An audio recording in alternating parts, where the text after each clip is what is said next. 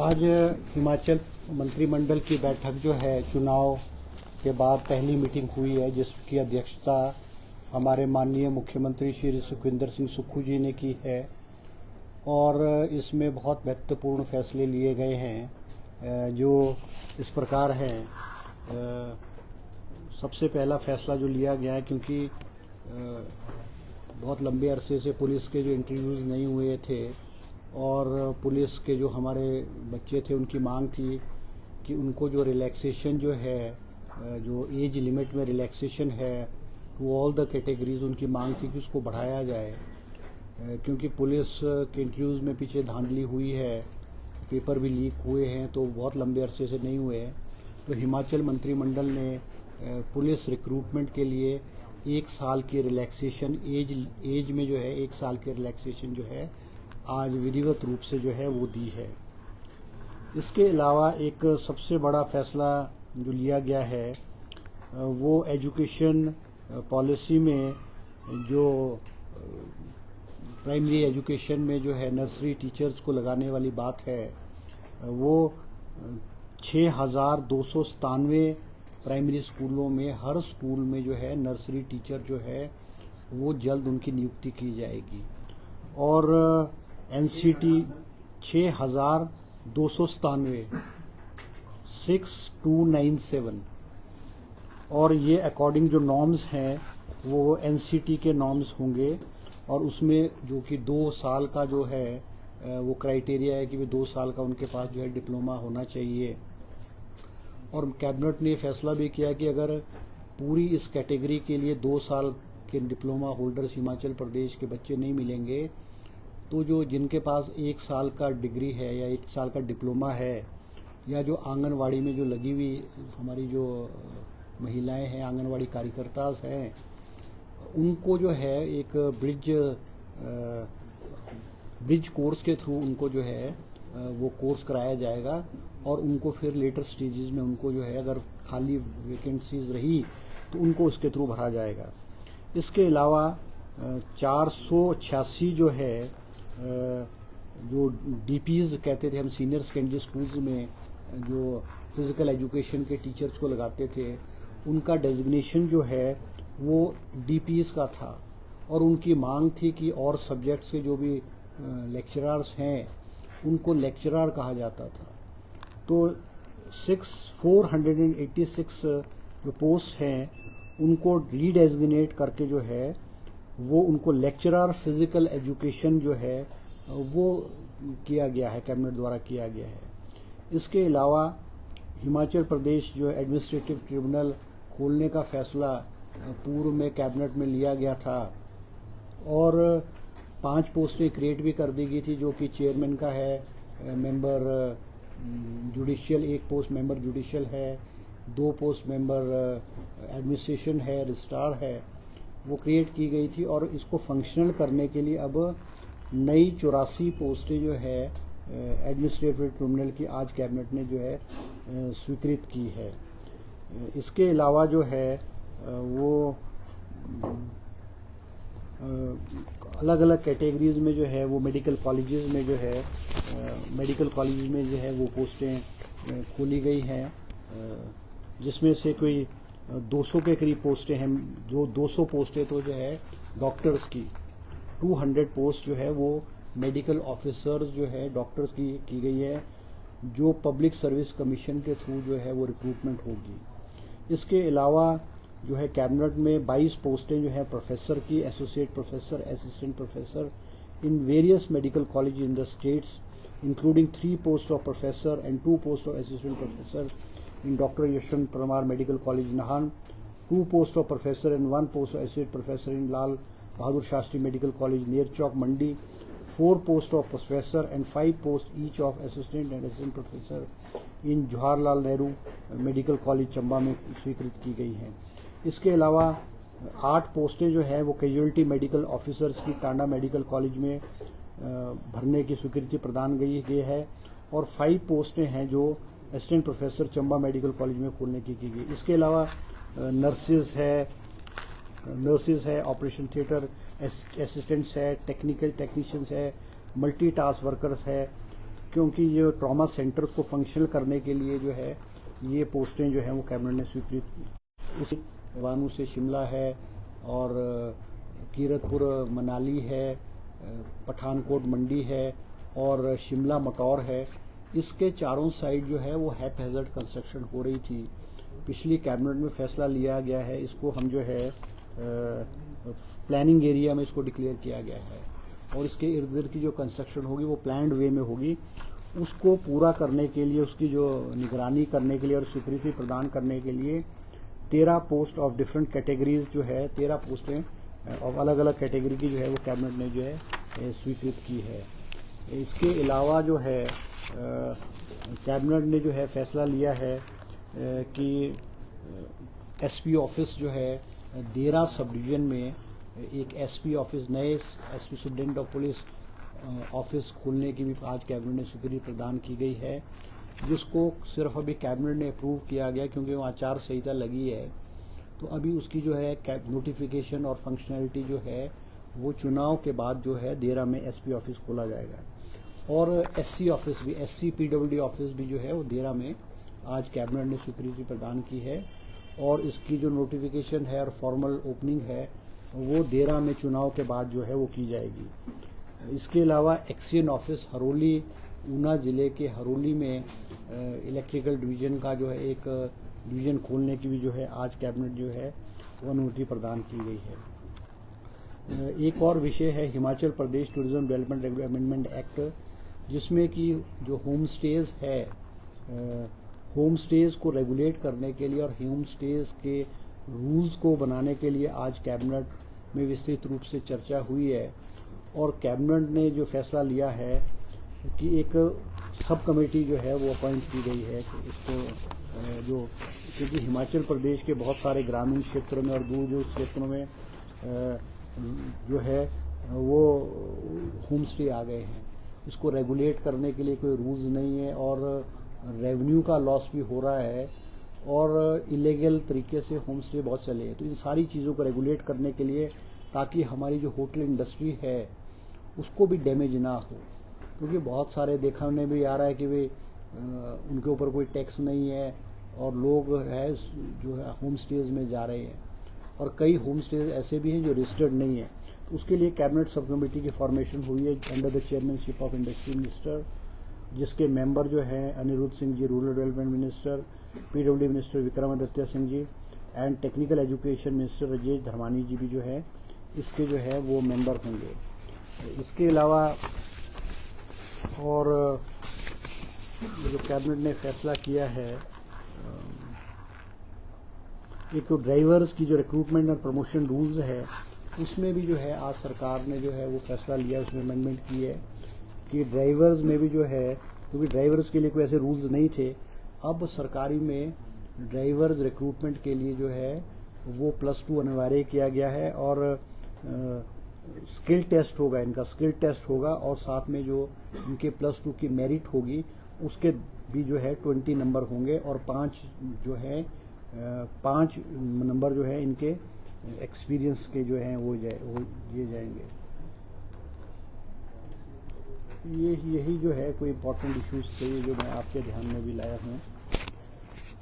और दूसरा एक और इशू जो है वो कैबिनेट में आज चर्चा हुआ है, क्योंकि प्रदेश सरकार जो है वो संकट के फाइनेंशियल संकट के दौर से गुजर रही है और कैबिनेट में डिसाइड हुआ है कि जो है वो कैबिनेट सब कमेटी जो है ऑन रिसोर्स मोबिलाइजेशन उसकी फॉर्मेशन की गई है, जिसके अध्यक्ष हमारे deputy chief minister Mukesh Agnihotri ji होंगे और उसके member agriculture minister Chandra Kumar ji होंगे, इंडस्ट्री मिनिस्टर भी उसके मेंबर होंगे और राजेश धर्मानी जी मेंबर होंगे।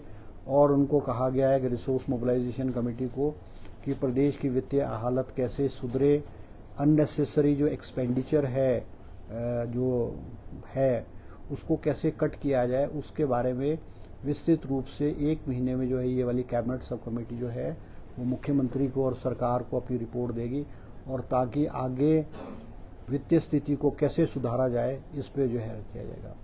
और आज कैबिनेट में विस्तृत रूप से जो है वो ड्राउट पे भी चर्चा हुई है, क्योंकि हिमाचल प्रदेश के बहुत सारे क्षेत्रों में बारिश ना होने की वजह से नुकसान हो रहा है और चीफ सेक्रेटरी ने प्रेजेंटेशन भी दी है कि भाई इसको कैसे किया जाए। तो मुख्यमंत्री जी ने इस ड्राउट को निपटने के लिए चीफ सेक्रेटरी को और ऑफिसर्स को जो है वो फर्दर इंस्ट्रक्शंस दी है। इसके अलावा जो फायर्स हिमाचल प्रदेश के अलग अलग जंगलों में लग रही है उसके क्या कारण रहे, इन फ्यूचर उसको किस तरह से रोका जाए और एक लॉन्ग टर्म प्लानिंग किस तरह से की जाए, उस पर भी विस्तृत रूप से जो है आज कैबिनेट में जो है चर्चा की गई है। तो ये कुछ जो है इम्पोर्टेंट इश्यूज कैबिनेट में आज इनकी चर्चा हुई है। तो जो पीछे कैबिनेट सब कमेटी की मीटिंग हुई थी 903-939 वाली, तो उसमें क्या अब जो रिजल्ट है उनका? हाँ, एक और जो कैबिनेट में आज चर्चा हुई है वो आपने जो कह रहे सबऑर्डिनेट सर्विस बोर्ड वाला है उसमें भी आज विस्तृत रूप से चर्चा हुई है, क्योंकि इसमें बहुत सारे इश्यूज पेंडिंग थे। कुछ के तो हमने कैबिनेट में डिसाइड कर दिए थे, कोड डिसाइड कर दिए थे, मगर कुछ कोड जो हैं जिसमें केसेस नहीं है, जिसमें एफआईआर केसेस नहीं है, उनको भी आज कैबिनेट ने विधिवत रूप से फैसला सबऑर्डिनेट सर्विस कमीशन को हिदायत दी है कि उनके रिजल्ट्स को डिक्लेयर किया जाए और आगे वाला जो सर्टिफिकेशन है देखने वाला है उसको किया जाए। ये अलग अलग 20 कोड्स हैं जिसमें 969 है, 99 है, 928 है, 982 है, 986 है, 992 है, 994 है, 997 है, 1000 है, 961 है, 966 है, 967 है, 968 है, 978 है, 987 है, 991 है, 993 है, 995 है, 996 है, 1001 है, 1004 है, 1006 है। ये अलग अलग जो पोस्ट कोड्स हैं जिसमें कैबिनेट सब कमेटी ने अपनी जो रिपोर्ट दी थी इसमें कोई एफआईआर और केसेस नहीं थे, मगर बहुत लंबे अरसे से हमीरपुर सबऑर्डिनेट सर्विस बोर्ड में नियमितताएं पाए जाने की वजह से रुके हुए थे। ये सब के सब जो है कैबिनेट ने आज क्लियर करके हमीरपुर सबऑर्डिनेट सर्विस बोर्ड को वो डायरेक्शंस दिए हैं कि इनके जो है वो रिजल्ट्स जो है वो डिक्लेयर किए जाएं। 939 था जो आपने पीछे 939 नहीं, वो जो 4 हैं जो कैबिनेट सब कमेटी ने क्लियर किए हैं वो कैबिनेट में नहीं आए, वो it was not part of the agenda, और वो 4 हमने कैबिनेट सब कमेटी में क्लियर कर दिए हैं। तो वो जैसे भी कैबिनेट में आएंगे उसको क्लियर कर दिए, जो 4 हमने पिछले कैबिनेट सब कमेटी में किए हैं। ये इशूज रिसोर्स मोबिलाइजेशन की बात हो रही है, किस तरह के खर्चे कम करेगी सर? नहीं, देखो वो तो कैबिनेट सब कमेटी जब बैठेगी उस पर डिपेंड करेगा कि अननेसेसरी जो एक्सपेंडिचर जो किया जा रहा है, फालतू के खर्चे किए जा रहे हैं, वो किस तरह से उसकी कटौती की जाए। अब हिमाचल सरकार को मान लो HRTC को हिमाचल गवर्नमेंट को 700 करोड़ रुपए हर साल देना पड़ रहा है। इलेक्ट्रिसिटी बोर्ड को भी हिमाचल प्रदेश को कोई 2000 करोड़ के करीब देना पड़ रहा है। टूरिज्म कॉरपोरेशन जो ये बोर्ड्स और कॉरपोरेशंस हैं इनको भी करना पड़ता है, एड दे रही है हिमाचल सरकार। तो अब इनको कैसे जो ये बोर्ड्स और कॉरपोरेशन हैं ये इनको कैसे मतलब प्रॉफिट में लाया जाए, कैसे इन बोर्ड्स और कॉरपोरेशन को अपने पैरों पे खड़ा कराया जाए। और कुछ ऐसी स्कीम्स हैं जो जिसका जो कोई ज़्यादा बेनिफिट नहीं है। कुछ ऐसी स्कीम्स भी हैं जो वेल ऑफ लोगों को मिल रही हैं, जो गवर्नमेंट एम्प्लॉयज़ हैं, इनकम टैक्स पेइज हैं, बड़े बड़े बिजनेसमैन हैं, वो भी इन स्कीमों का लाभ ले रहे हैं। तो विस्तृत रूप से कैबिनेट सब कमेटी जब बैठेगी, चाहे वो मान लो बिजली में आप 125 यूनिट फ्री दी जा रही है, या फूड सब्सिडी दी जा रही है, या बहुत सारी ऐसी चीज़ें दी जा रही हैं, तो उस पर विस्तृत रूप से जो जिसका बड़े बड़े लोगों को भी लाभ मिल रहा है, तो उस पर cabinet sub committee Mukesh Agnihotri जी की अध्यक्षता में विचार करेगी। और हम कहाँ कटौती कर सकते हैं, कहाँ जो अनफ्रूटफुल एक्सपेंडिचर हो रहा है, उस पर विस्तृत रूप से हर डिपार्टमेंट की स्कीम्स को जो देखा जाएगा।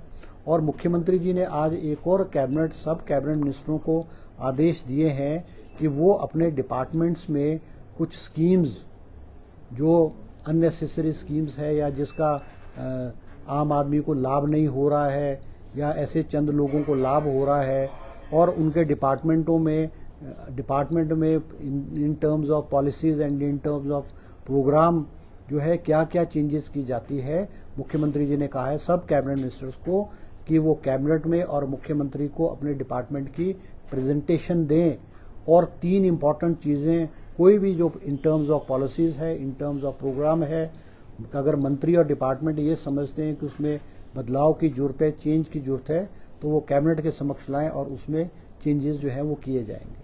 सर, एक तरफ सरकार रिसोर्स मोबिलाइजेशन की बात कर रही है, कमेटी का गठन कर रही है, लेकिन दूसरी तरफ कैबिनेट रैंक बांटे जा रहे हैं। आपको नहीं लगता ये सही नहीं है? नहीं, देखो ऐसे आज का तो इशू है नहीं ना ये, और सबसे बड़ी बात है राजनीति में बहुत सारी पॉलिटिकल कंपनशन भी होती हैं। अब जो इसकी आप चर्चा कर रहे हो, क्या पिछली सरकारों में और अलग अलग राज्यों में अलग अलग सरकार जो है अपने लोगों को वो पद देती है? कोई ये नई बात थोड़ी है, या पहली बार थोड़ी हो रहा है। पिछली सरकार में भी जो पद है, अब मान लो पद बांटने से क्या होना, कैबिनेट स्टेटस से कोई आपको अलग फाइनेंशियल बर्डन थोड़ी पड़ता है। वो तो सिर्फ इन टर्म्स ऑफ उनका जो स्टेचर है, उनका दर्जा बढ़ाने के लिए कैबिनेट स्टेचर दिया जाता है। बाकी इन terms of financial in terms की में जो है इसका कोई लाभ नहीं होता है। सर, मुख्यमंत्री की धर्मपत्नी को देगा से टिकट दे दिया गया है, लोकेशन की जारी कर दी है, इसको आप किस तरह से देखते हैं? पता नहीं, मुझे तो देखो ऐसा है कि अभी देखो आप जीतेंगे? नहीं, देखो ऐसा है कि मैं तो अभी कैबिनेट से सीधा आया हूँ। टिकट का फैसला तो केंद्र सरकार के ये कांग्रेस हाईकमांड ने करना है, और मुझे अभी है चुनाव जीतेंगे तो उतना तो बोलते हैं। नहीं, देखो ऐसा है, मैं आपको देखो एक बात सुनो आप, मैं आपको निश्चित रूप पे कहना चाहूंगा कि हिमाचल प्रदेश सरकार मजबूत है, और 2027 तक का कार्यकाल हिमाचल सरकार पूरा करेगी। और जो लोग ये सपना देखते थे, कुछ लोग विशेष करके जयराम जी जो सदन के अंदर कहते थे कि इस सरकार को भगवान भी नहीं बचा सकता है, 27 फरवरी को सदन में जयराम जी ने ये बयान दिया। 28 फरवरी को बहुमत से सरकार ने बजट पास किया, 6 विधायक निष्कासित हुए। चुनाव में भी हिमाचल प्रदेश में भारतीय जनता पार्टी के नेता और भारतीय जनता पार्टी के सब लोग कहते थे कि 4 जून को 2 सरकारें बनेगी। मैं आज पूछना चाहता हूं कि हिमाचल प्रदेश की जनता ने विधानसभा के उपचुनाव में 6 में से 4 सीटें देकर के आज हिमाचल प्रदेश सरकार का सदन में 34 से आंकड़ा 38 हुआ है। हमारे पास स्पष्ट बहुमत है। और ये जो आप इस तीनों उपचुनाव की बात कर रहे हो, ये तीनों उपचुनाव कांग्रेस पार्टी के प्रत्याशी जीतेंगे। अगर जैसा आप कह रहे हो कि कांग्रेस हाईकमांड मुख्यमंत्री जी की पत्नी को टिकट दिया है, तो 101% निश्चित रूप से देरा की सीट हम जो है भारी बहुमत से जो जीतेंगे।